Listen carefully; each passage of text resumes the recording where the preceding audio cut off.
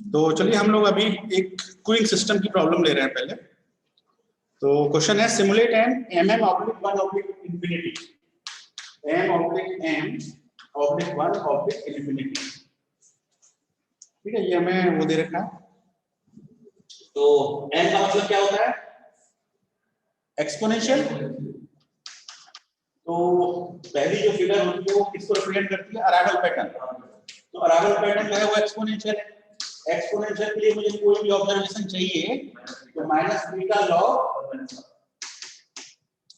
तो मुझे मीन चाहिए और रैंडम नंबर चाहिए, तो मैं अराइवल पैटर्न निकाल लूंगा। तो एक टेबल तो अराइवल पैटर्न की बन जाएगी। ठीक है, सर्विस पैटर्न कैसा है? वो भी एक्सपोनेंशियल है। सेम इसको भी प्रेडिक्ट करना होगा तो वही फॉर्मूला होगा y = माइनस बीटा लॉग। ठीक है, थर्ड टेबल को कर लेते हैं। तो देखो फर्स्ट टेबल आपने मान लो बना रखी है। मैं ये मान के चलते हैं कि आपने फर्स्ट टेबल बना रखी है, सेकंड भी बना रखी है। चलो फर्स्ट टेबल बोल दें फिर आपने। ये कहां तक दिख रहा है इसमें? नहीं दिख रहा, बहुत कम दिखाई देता है इसमें। अब दिख रहा है।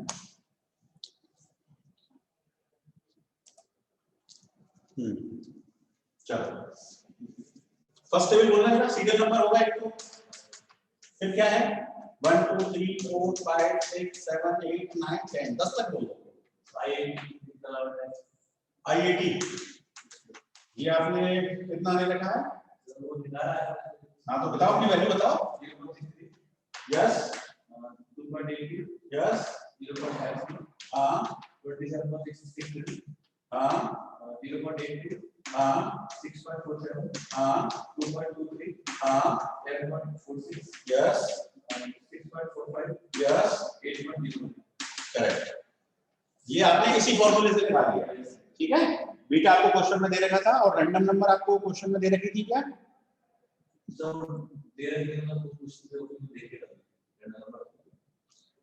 हाँ तो क्या रैंडम नंबर क्वेश्चन में दे रखी थी? मैं ये पूछ रहा हूँ। क्वेश्चन में दे रखी है? अच्छा अच्छा, बुक में दे रखी है। तो बुक में आपने कौन सी टेबल यूज करी है? तो इसमें रैंडम नंबर, इसमें ये आर दे रखा है 0.1 तो यही वाली रैंडम नंबर आपने यूज करनी है। सेम ठीक है, तो आपकी वैल्यू भी सेम आ रही है 0.60 2.82 दी आर मैचिंग, है ना? गुड। तो this is your table number 1। तो यदि हम 0 टाइम से स्टार्ट करेंगे तो पहला कस्टमर कितने टाइम बाद आएगा? 0.63। यूनिट क्या है इसकी? Minute second hour. क्या है? क्वेश्चन को पढ़ के देखो। नहीं,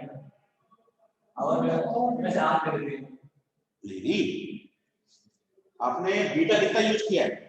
चलिए पर मिनट पर, तो ये आंसर मिनट है 0.63 मिनट। पहला कस्टमर 0.63 मिनट। दूसरा पहले के बाद 2.82 फिर इतने देर बाद, फिर इतनी देर बाद। सो दिस इज क्वाइट रैंडम, है ना? Inter arrival time. अब ऐसे ही एक टेबल बनेगी सर्विस टाइम। ठीक है, तो वो भी जरा आप मुझे बता दें। सर्विस टाइम की टेबल हम यहाँ बना देते हैं, यहाँ पर बना देते हैं सर्विस टाइम।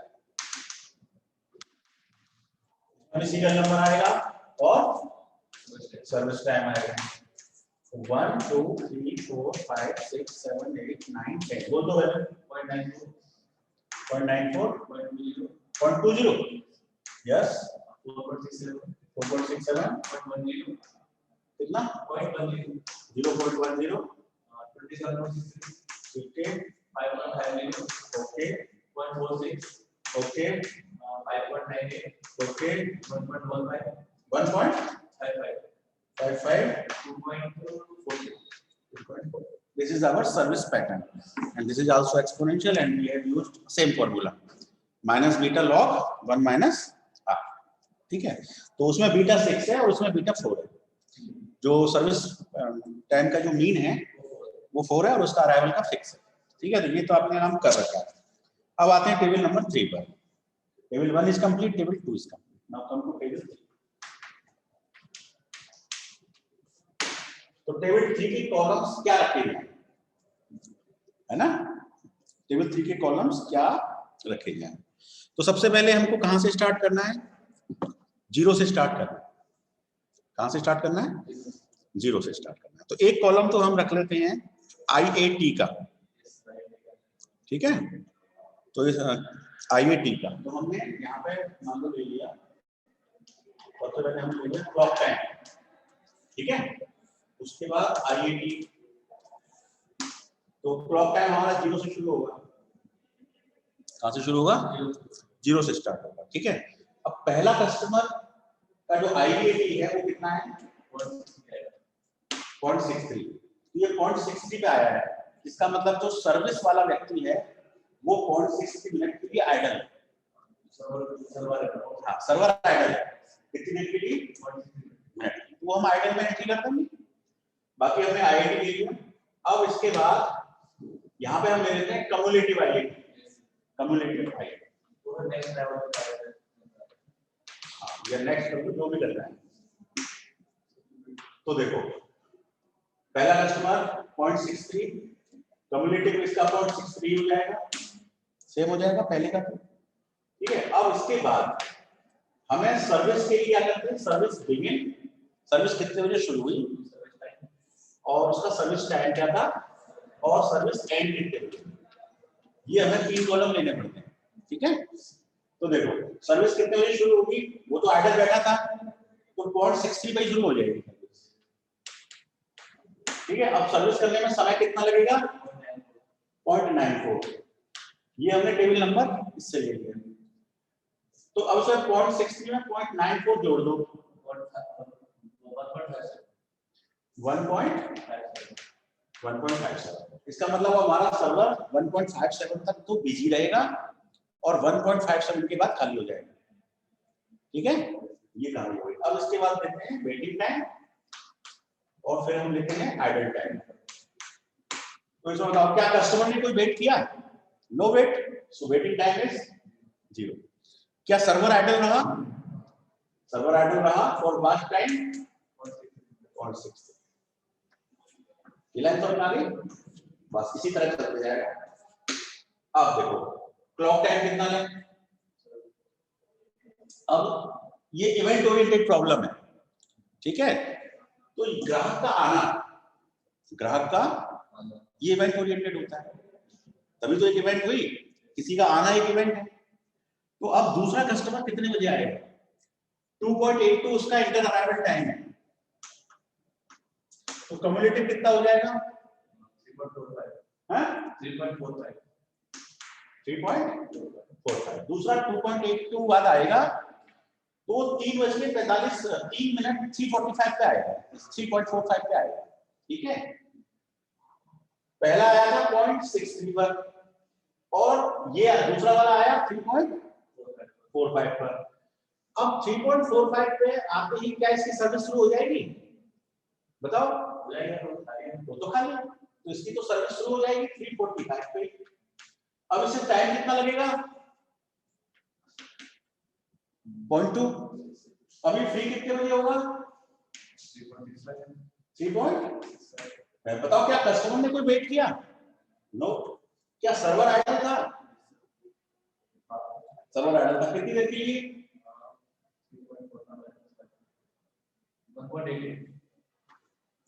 157 पे वो फ्री था और काम मिला 345 तक, तो इन दोनों का माइनस कितना आ रहा है, 1.88। ये आपका आइडल टाइम हो जाएगा, ठीक है। तो अब बुक्स में देखो चेक कर लेते हैं दोनों लाइनों, ठीक है। तो 0.63 के बाद जो है 2.82 सही है, 345, ठीक है। 345 के बाद में ना एक कॉलम क्यू और ले लिया है ना, क्यू ले लिया है, चाहो तो ले सकते हो। उसके बाद में सर्विस बिगिंस, तो सर्विस कितने बजे शुरू हुई, 0.63, 0.94। अच्छा इसमें लाइन डिस्टर्ब कर दी है ना, कोई दिक्कत नहीं है, आप अपने तरीके से बताओ, event oriented event oriented simulation है ना, राइट।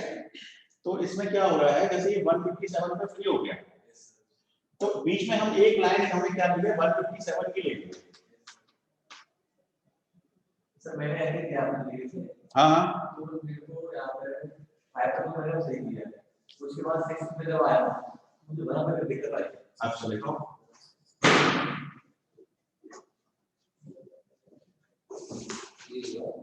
यहाँ का तो सही होगा।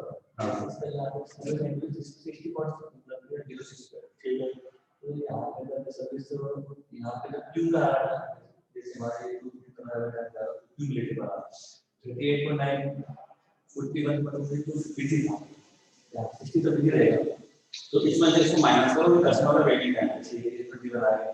तो क्यू में आ रहा है, क्यू में जा रहा है, क्यू में इसका समझ आया क्यू कितना जा रहा है यहाँ पर जाएगा। देखो इसके क्यू जाएगा कि 38.9 पे कस्टमर आ गया, ठीक है, लेकिन सर्वर फ्री नहीं, तो ये लाइन में लग गया। तो लाइन कितनी व्यक्ति की लगी, एक आदमी की लाइन लगी, ऊपर दे रहा है। हां वो पे इस लाइन में क्यू में नहीं दे रखा, ये दिक्कत आ रही है। जो क्यू में लगा है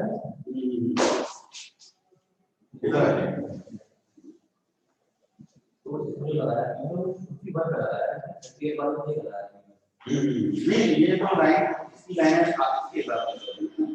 देखो ये 0 पे इसमें क्या शो किया है कि 0.6 पे कस्टमर आया और इस लाइन को इसने 0 माना है, देयर इज नो कैलकुलेशन। तो अगली कैलकुलेशन जो है वो 0.63 की है, तो हमारी जो फर्स्ट लाइन है वो सेकंड लाइन, वो इसकी सेकंड लाइन है, कोई दिक्कत नहीं। ठीक है, उससे कोई प्रॉब्लम नहीं है। अब इस 0.63 तक ठीक है, हाँ इन्हें इसको 0 कंसीडर किया। अब इस 0.63 से लेके 2.82 पे दूसरा अराइवल टाइम है, उसका 345 हुआ। सर्विस स्टार्ट कितनी बजे हुई, पहली बार की 0.63, ये कंफ्यूजिंग है, इट इज बेटर।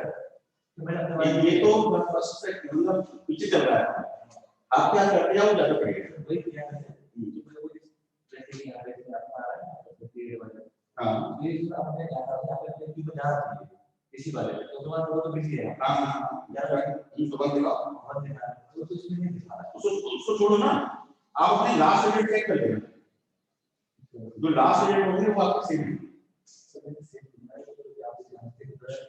नहीं, वो तो चेंज होगा, वेटिंग टाइम और एडिट टाइम नहीं होगा।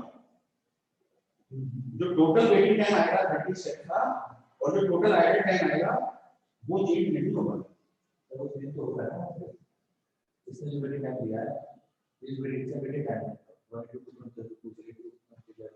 ये तो हमारा सब्सक्रिप्शन दिया राइट है उसका नहीं है। आपको ये देखो आपकी यहाँ पे 2 ऑब्जेक्टिव की हो गई है, आपको वो इसलिए यहाँ पे थोड़ा बिजी है, थोड़ा बिजी है तो सर हमने इसको स्टार्ट हो इस टाइम पे स्टार्ट हो मेरा राइवल टाइम का मीटिंग टाइम ठीक है, इसका जो सर्विस टाइम था वो टाइम आपका जो सर्विस टाइम होगी उसकी हेल्प होगी, ठीक है, तो आपका जो इसकी जो स्टार्ट होगी हाँ तो इसका वेटिंग टाइम बता रहा है। हाँ तो देखो इसमें क्या है ना, ये प्रॉब्लम जो हो रही है इसलिए क्या करना पड़ता है, टेबल को डिजाइन करना पड़ता है। अब आपकी टेबल ये इस तरह के डिजाइन है कि आप भी कंफ्यूजन ना रहे, किसी पर्टिकुलर लाइन का कैलकुलेशन आप कर रहे हैं, उस पर्टिकुलर लाइन के कैलकुलेशन में ऊपर की लाइन का यूज है, उसके ऊपर की लाइन का यूज है। कोशिश ये इस तरह से टेबल डिजाइन करिए कि आपकी कैलकुलेशन में केवल या तो इस लाइन का यूज है, इस लाइन का मतलब है, और ज्यादा से ज्यादा यूज आए तो उससे ही ऊपर की लाइन का यूज है। तो इसमें आ रहा है नहीं पूरा करके देखो, उसके बाद जो ओवरऑल रिजल्ट आपका आएगा जब उसमें डिफरेंस आता है तो आप मुझे उसको भेजिए, या मैं ऐसा करता हूँ मैं इसका पूरा 30 स्टेप्स का बना के आपको भेज देता हूँ सॉल्यूशन, वो और आप देख के अपने आप देखिए और टेबल डिजाइन में ये कुछ कॉलम एक्स्ट्रा लेना होगा तो वो भी आपको कॉलम क्या है चीज को क्लियर करने के लिए यदि हमें कॉलम बढ़ाने पड़े तो कोई दिक्कत नहीं है ना, ये तो एक बेस है, तो जरूरी है कि यही चीज फाइनल करना से और अपने बात में बैठ गया बिल्कुल ये सही है ना। एग्जांपल 30 सिमुलेशन करिए 10-15 तक तो आ जाता है ना मैनुअल के लिए, 30 में बहुत लंबा हो जाता है ना। बिल्कुल, हम मैनेज करना, मैंने टाइम का एक आइडिया भी दिया था पिछली क्लास में आपको, कितने क्वेश्चन समय कम है फास्ट, तो that I will send you the solution है। तो चलिए अब हम रिवीजन कर लेते हैं थोड़ा सा।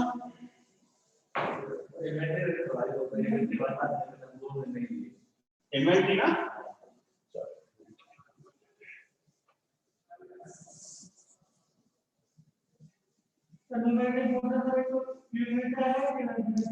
हैं?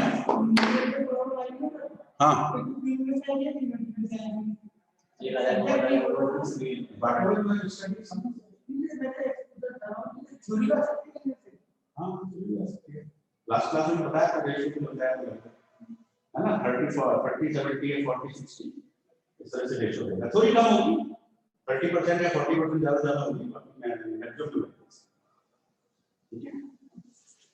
तो इन्वेंटरी में देखो,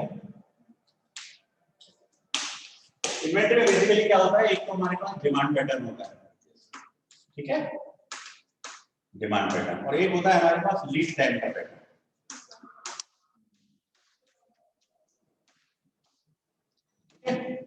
तो इन्वेंटरी में एक प्रॉब्लम ले लेते हैं कि इसमें हमें डिमांड पैटर्न भी दिया है और हमको लीड टाइम पैटर्न भी दिया है, वो क्या है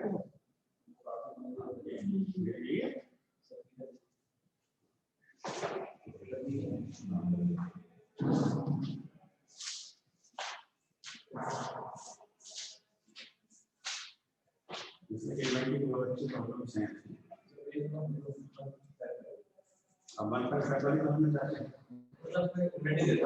अच्छा इन्वेंटरी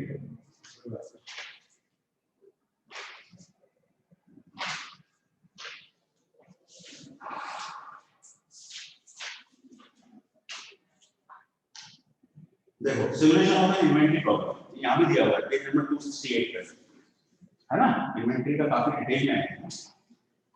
तो ये प्रॉब्लम मैंने क्लास में करवाई नहीं, ठीक है। तो इसमें देखो ये दिया हुआ है, the Bhangu the owner of an electronic goods shop likes to experiment with his inventory policy, he want to experiment with his inventory policies, ठीक है। इन्वेंटरी पॉलिसी का मतलब क्या होता है, हाउ मच टू ऑर्डर, कितना ऑर्डर करें, और व्हेन टू ऑर्डर, ये होता है इन्वेंटरी पॉलिसी का मतलब, ठीक है। अब हम ये डिमांड पैटर्न इसमें दिया हुआ है, तो डिमांड पैटर्न में दिया हुआ है एक तो यूनिट है, यूनिट की वैल्यू है 0 1 2 3 4 और उसकी प्रोबेबिलिटी है 0.2 0.5 0.15 0.10 और 0.05,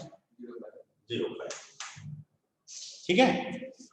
ये क्या है, डिमांड है, मतलब किसी प्रोडक्ट की ये डिमांड का पैटर्न है कि 20% चांसेस हैं कि वो प्रोडक्ट बिके ही ना, मतलब उसको उस प्रोडक्ट की कोई डिमांड ही ना आए उस दिन, जैसे बेकरी है तो पता लगा कि 20% चांस है कि आज कोई भी bread packet will not be sold, no bread packet will be sold, 20% chances, 50% chances that one packet will be sold, 15% chance that 2 packet will be sold, and so on. ये पैटर्न आपको historical data से मिल गया, पिछला देख लिया आपने historical data और उससे हमको पैटर्न मिल गया।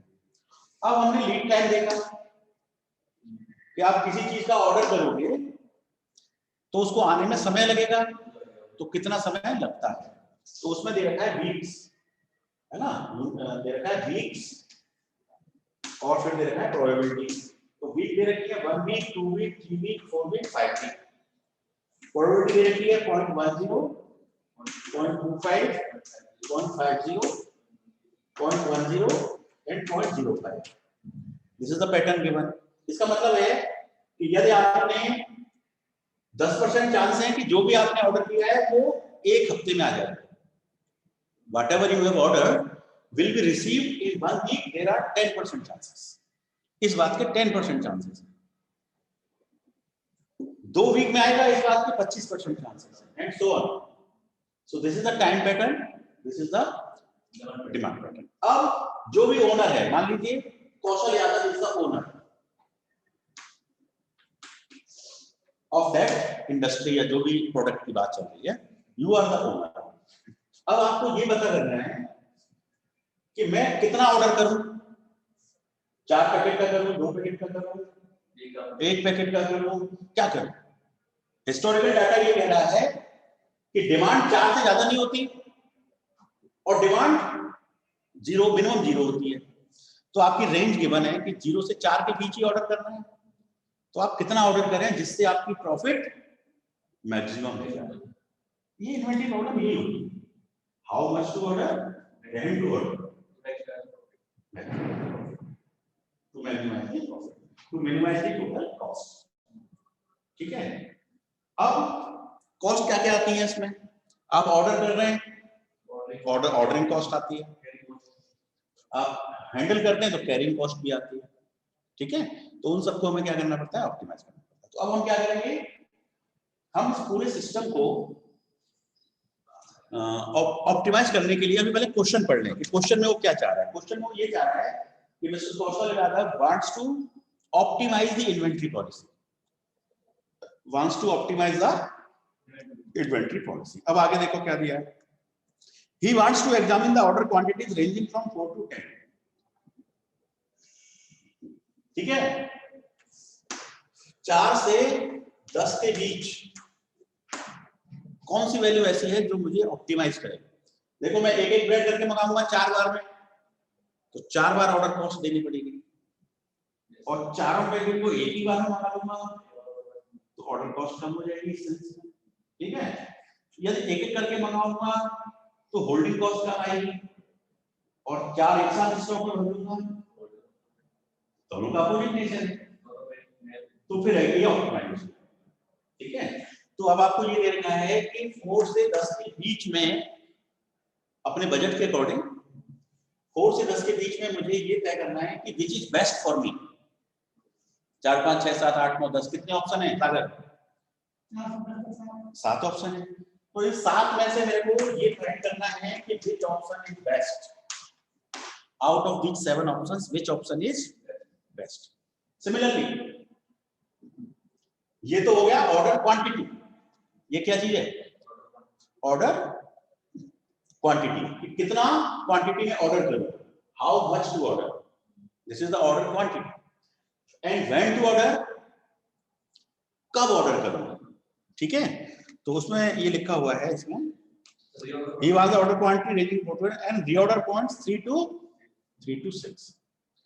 जो reorder points हैं वो क्या दे रखे हैं, इसका मतलब ये हुआ कि 3 हफ्ते बाद ऑर्डर करूं, when to order,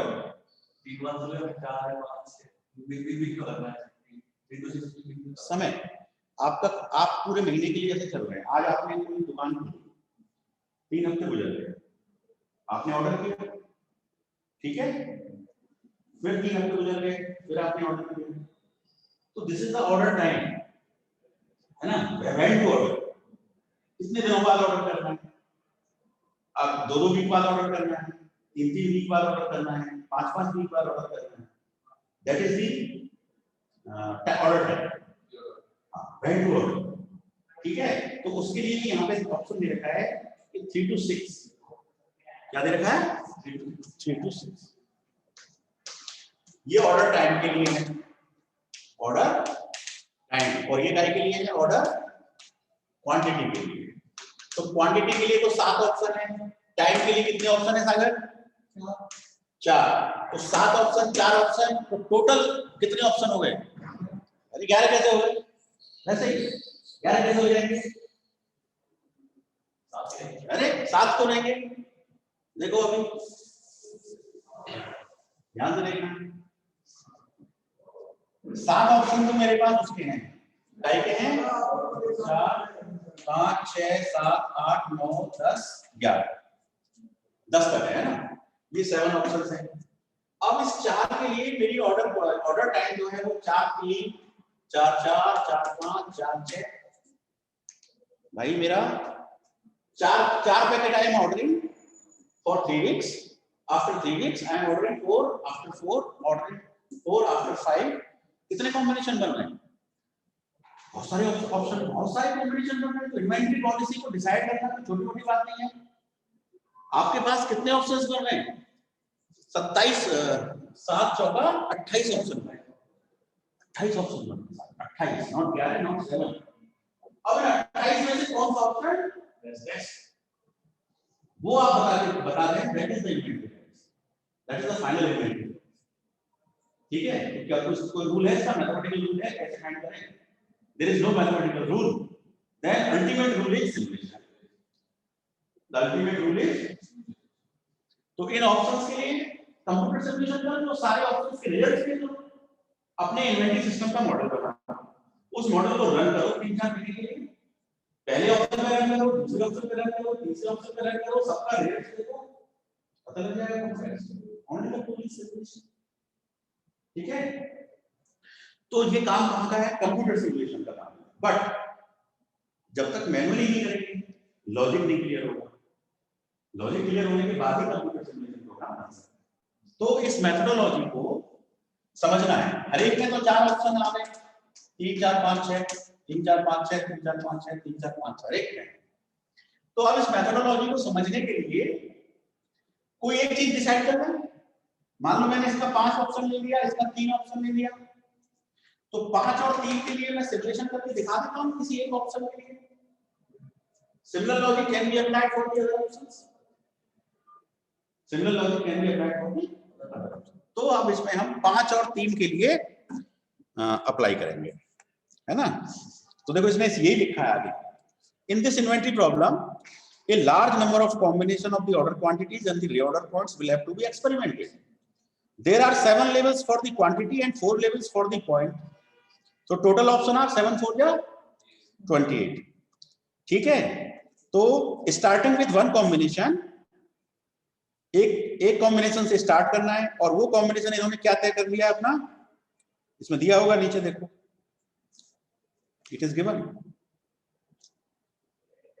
इस पर देखो पेज नंबर 269 पे देखो, 5 and reorder point is taken as 3। समझाने के लिए कोई एक ऑप्शन ले लिया है, the order quantity is 5, the order point is 3। तो हम कितने कितने पैकेट का ऑर्डर कर रहे हैं? 5 का। और कितने वीक्स बाद कर रहे हैं? This is one option out of those 28 options. Problem बहुत बड़ी हो गई ना, 28 बार सिमुलेशन करना है, तो 28 बार मैन्युअली सिमुलेट कैसे कर लोगे? Then you need computer simulation again. ठीक है, तो इसको किसी एक ऑप्शन के लिए हम करके देख लेते हैं। ठीक है, तो चलो टेबल बनाते हैं। सबसे पहले तो एक पहली टेबल बनेगी, टेबल 1 वो काय की बनेगी? डिमांड की। हाँ, पहली डिमांड की बनेगी। तो मान लीजिए कि रैंडम नंबर आपको दे देते हैं 0.8523।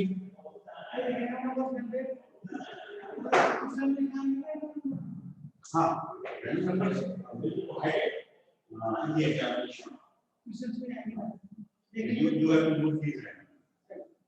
तो रैंडम नंबर्स जो दे रखी है उनको जरा नोट करूं मैं, इसको 10 के लिए ना करके 5-5 के लिए बताता हूं, है ना? तो कंसेप्ट समझ में आ जाएगा। So it is 0.8523, second one is 0.5215, then 0.4450, then 0.0321। चलो ठीक है, देन 0.1554। बस 5 के लिए करिए, राइट? अब बताओ 0.8523 है तो डिमांड कितनी होगी उसमें? सागर बताओ, डिमांड कितने पैकेट होगी? रैंडम नंबर है 0.8523, डिमांड कितनी होगी? 3। कैसे निकाला?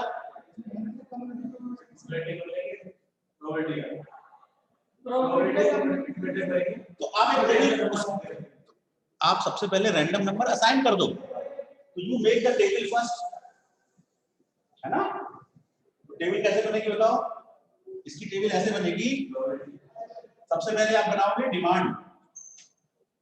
डिमांड के ऑप्शन क्या है? 0 1 2 3 4 5।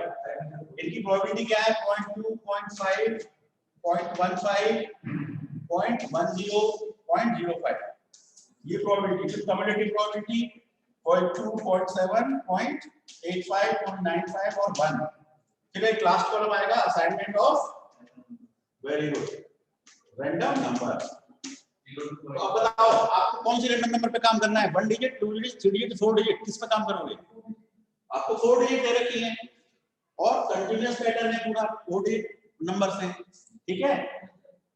तो 20% रैंडम नंबर आप फर्स्ट केस में असाइन कर दो, 50% असाइन कर दो सेकंड केस में। तो 20% रैंडम नंबर के लिए आप क्या करोगे, 0 less than R less than 0.2, ठीक है। उसके बाद 0.2 less than R less than 0.7, 50%। उसके बाद 0.7 less than R less than 0.85 less than are,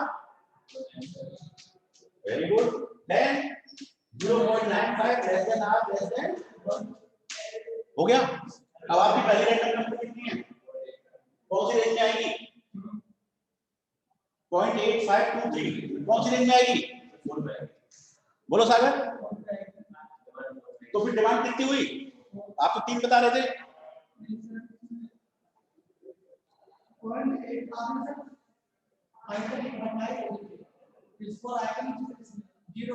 ये चेक कर लेना, 0.2, 0.5, 0.15, ये है ही नहीं। अच्छा केवल ऑप्शन यहाँ तक है, इसको हटा देते हैं हम। अच्छा 0, 1, 2, 3, 4, 5 ऑप्शन है ना, तो 0.5 और ये 0.15 इसका होगा, ठीक है ना। और 3 का कितना है, 0.10 और 4 का 0.0 का, वेरी गुड। अब 0.2, 0.7 इसके सामने आ जाएगा, then it is 0.85, then it is 195, then it is 1, ठीक है। तो अब आपकी 0.8523 किसमें जा रही है, 3 में जा रही है, जो चौथे ऑप्शन का है, so आंसर इज, ठीक है।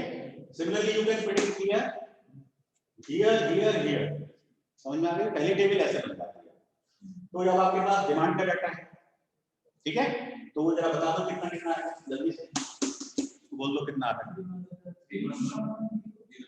1100, हो गया डिमांड डाटा। अब आपको बुक से भी मैच कर सकते हो, इट इज गिवन 3112, मैच कर रहा है, ये डिमांड वाला। सिमिलरली लीड टाइम के लिए भी आप सेम वे में कर सकते हो,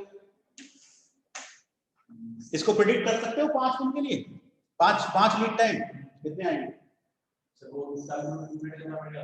इसका भी कम्युलेटिव करना पड़ेगा, असाइन करने पड़ेंगे, उसके बेसिस पे वो।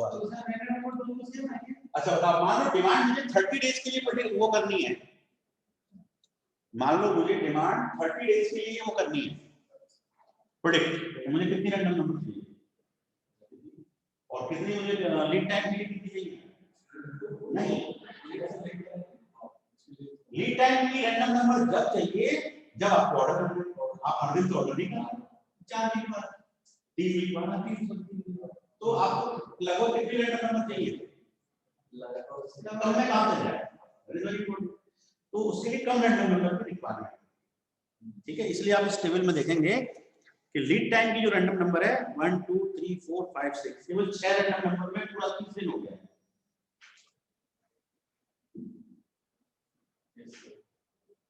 केवल 6 रैंडम नंबर में 30 दिन। कब ऑर्डर करते हैं, जब हमारा स्टॉक खाली हो जाए तभी तो ऑर्डर करोगे, तो उस हिसाब से इसको मैच करो, समझ में आ गई बात। तो कुल मिला के हमने टेबल 1 बना दी, टेबल 2 बना दी, ठीक है। अब हमको फाइनल टेबल बनानी है, ठीक है, फाइनल टेबल बनानी है, तो चलिए फाइनल टेबल बना लेते हैं। किसका, ये तो नहीं हो गया कहीं म्यूट वगैरह, म्यूट तो नहीं, am I audible, yes sir, हाँ सही चल रहा है। चलिए क्लास के बाद सुनिएगा, क्लास के बाद सुनिएगा। चलिए अब टेबल नंबर 3 बंद कर दो, सब सही चल रहा है, मैंने समझा यहाँ पर कोई problem, so it is table number 3, ठीक है बेटा, बंद करिए, ये समझ में आना चाहिए, टाइम नहीं लगाना है, मना कर दीजिए उसको, इतना इंपॉर्टेंट पॉइंट है। सो टेबल नंबर 3, अब उसमें मुझे डिमांड मुझे पता है, मुझे उसका भी ऑर्डर का भी वो पता है, मेरा ऑर्डर कितने देर में रिसीव होगा ये भी मुझे पता है जी, हाँ लीड टाइम पता है, आपने प्रिडिक्ट कर लिया है, ठीक है। तो बता दूं, चलो देखो, सबसे पहले हम लिखेंगे क्या, हमें क्या क्या दिया हुआ लीड टाइम में, देखो वीक्स। तो सबसे पहले हम क्या लिखेंगे, वीक्स। वीक्स के बाद हम क्या लिखेंगे, प्रोबेबिलिटी। प्रोबेबिलिटी के बाद क्या बनाएंगे, कम्युलेटिव। कम्युलेटिव के बाद क्या करेंगे, बस सेम ना करें, ठीक है सागर। अब वीक्स हमारी कितनी है, 1 से लेके 5 तक। प्रोबेबिलिटीज कितनी है, जल्दी जल्दी बोल दो, 0.1, 0.25, हाँ शाबाश, वेरी गुड। अब कम्युलेटिव कर दो, 0.1, 0.0 और 1 हो गया। अब 10% रैंडम नंबर यहां साइन कर दो, 0 less than R less than 0.1, एक में इक्वल ले लिया करो, 0.1 less than R less than 0.35, समझे, आगे कर लोगे, वेरी गुड। तो अब चलो प्रिडिक्ट कर दो, मान लो मैं इधर ले लूं रैंडम नंबर और इधर लीड टाइम, ठीक है। डिमांड के लिए मैंने वेरिएबल ले लिया डी, लीड टाइम के लिए मैंने ले लिया एल, ठीक है। अब बताओ, पहली रैंडम नंबर है हमारी, पहली रैंडम नंबर है 0.8074, बताओ साले कितना लीड टाइम होगा,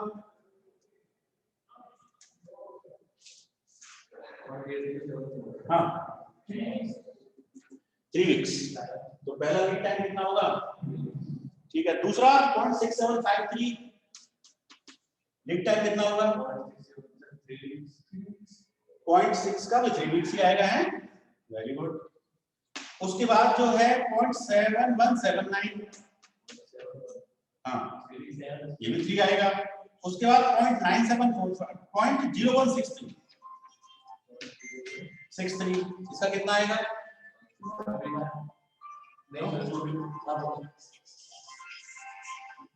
हेलो हेलो,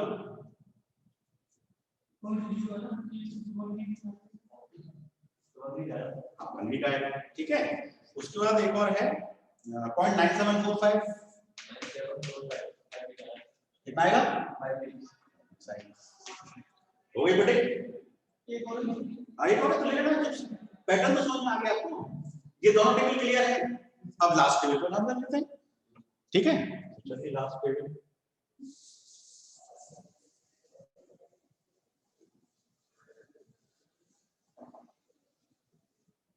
चलिए तो लास्ट टेबल में हम इसको वीक वाइज रन करेंगे, पहला वीक, दूसरा वीक, तीसरा वीक, लाइक, ठीक है।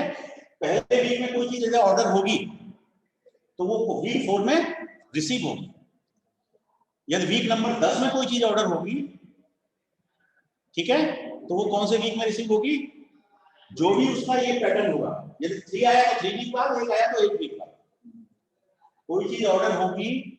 मान लो 3rd वीक में कोई चीज ऑर्डर हुई और उसका टाइम आया 1 वीक, तो वो 4th वीक में ही ऑर्डर रिसीव हो जाएगा। यदि उसका टाइम 3 वीक्स आता है तो वो 6वें वीक में जाके रिसीव होगा, करेक्ट है। तो अब इसको पहले वीक में करते हैं। तो पहले वीक में हमारी डिमांड क्या बताओ जरा, एक कॉलम डिमांड का ले लेते हैं। पहले वीक की डिमांड क्या है, 3, यहां 3 लिख देंगे, ठीक है। डिमांड के बाद में एक कॉलम है हमारे स्टॉक का, कि हमारे स्टॉक में क्या है, एंडिंग इन्वेंटरी, ठीक है। तो क्वेश्चन में ये दे रखा है कि आपको शुरुआत में 8 का स्टॉक है, शुरुआत में कितना स्टॉक है, we are having 8 numbers of inventories at the starting first week, ठीक है। So now there is a demand of 3 weeks, so 8 - 3 is 5, तो एंडिंग इन्वेंटरी क्या बचेगी, तो फर्स्ट वीक में कितनी एंडिंग इन्वेंटरी बचेगी, 5। अब इस 5 की ही होल्डिंग कॉस्ट कितनी आएगी,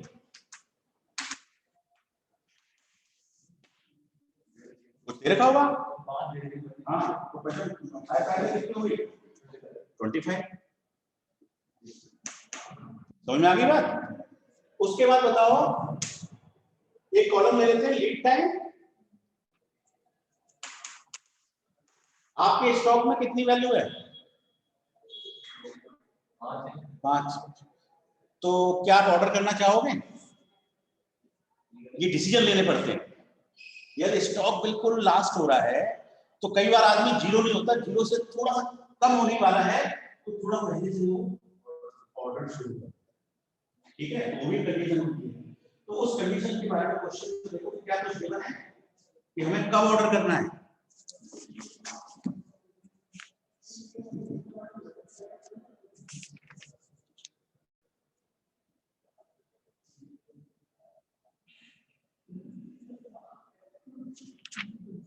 जीरो पे ही करना ही है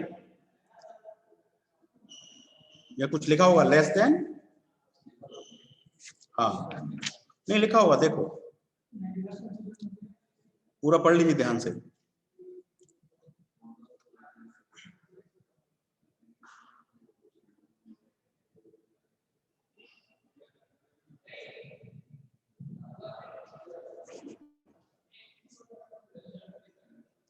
Whenever the inventory in hand falls to 3 or less, दिया हुआ है ना, 5 units are ordered, दिया तो है। पेज नंबर 209 की फर्स्ट लाइन पढ़िए। हाँ 20269 की फर्स्ट लाइन पढ़िए।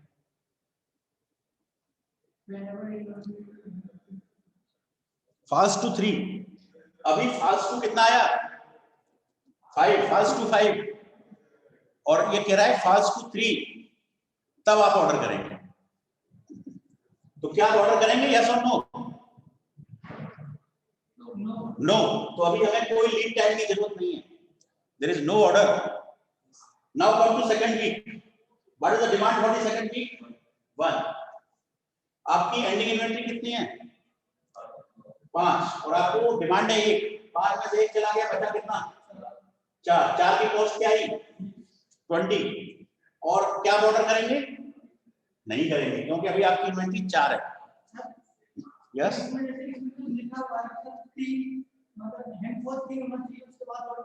हाँ किसका? किसमें जिक्र नहीं है? हाँ तो अजम्पशन अज्यूम किया है। Once the problem is very difficult, 28 options की बात है, भाई एक मोटा हमने मान लिया कि कब का ऑर्डर करना है, जब स्टॉक हमारा 3 यूनिट से 4 दूसरे ऑप्शन कर सकते हैं। तो पहले ऑप्शन पे 28 ऑप्शन, फिर दूसरे अजम्पशन पे 28 ऑप्शन, तीसरे अजम्पशन पे 28 ऑप्शन, इतनी बड़ी प्रॉब्लम होगी और फिर उसमें से बेस्ट लेना होगा। ठीक है, तो हमें तो अभी लॉजिक को समझा रहे हैं कि एक अजम्पशन है, बात समझ में? तो अब यहाँ पे अभी ऑर्डर नहीं करेंगे हम। What is the third demand? 1। 4 में से 1 चला गया, 3 की कॉस्ट क्या आई? Will you order? Yes. So what is the order time? 3 weeks. First order time is 3 weeks. ठीक है, so this order will be received on the 6th week. ये ऑर्डर जो है इसको बॉक्स कर दो यहाँ पे, 3 वीक बाद ये रिसीव होगा। चलिए अब आपके स्टॉक में क्या है? अब आपकी डिमांड कितनी है? 0। तो आपके स्टॉक में क्या रहा? 3, कॉस्ट क्या आई? Will you order? ठीक है, हम ऑर्डर कर चुके हैं, so we will wait. After 5th the demand is 0, the ending inventory is 3, no. On the 6th what is the demand? है 2 है। आपके स्टॉक में कितना है? 3 + 3, that order has been received.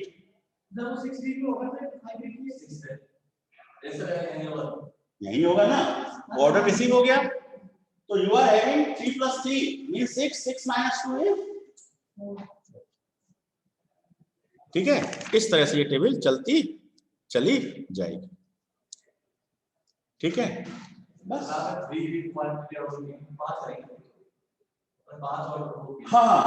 तो 3 + 5 कितना हो जाएगा? 1 रह जाएगी। हाँ 1 और इसमें 5 रिसीव हो जाएगी। सही, हाँ वो 5 का जंक्शन है कि मैं 5 करना। ठीक है, गुड। तो ये डिस्कस था, ठीक है, आसान नहीं है, काफी सारी चीजें हैं।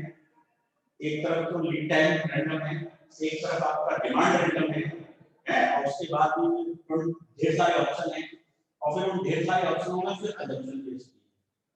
That's why inventory management में बहुत रिसर्च होती है। It is a very critical job. जो क्वेश्चन आएंगे वो जो क्वेश्चन एग्जाम में आएगा Inventory simulation, fluid simulation, distributions, जितना भी आपको क्लास में काफी चीजें हमने इन्वेंटरी में ऐसे क्वेश्चन आएंगे सिमुलेशन हाँ इसमें भी क्वेश्चन है आपको टेबल बनानी पड़ेगी है ना रैंडम नंबर को असाइनमेंट करना आप कर ही रहे हैं रिवीजन आपका हो गया ये सब चीजें बता चुका हूं क्लास में आपके साथ क्लास छुट्टी है तो चलिए रिवीजन हो गया let's go okay thank you time हो गया ज्यादा ही हो गया ओके चलिए thank you thanks for listening thanks for watching कोई क्वेरी तो नहीं है ऑनलाइन स्टूडेंट्स आपकी okay.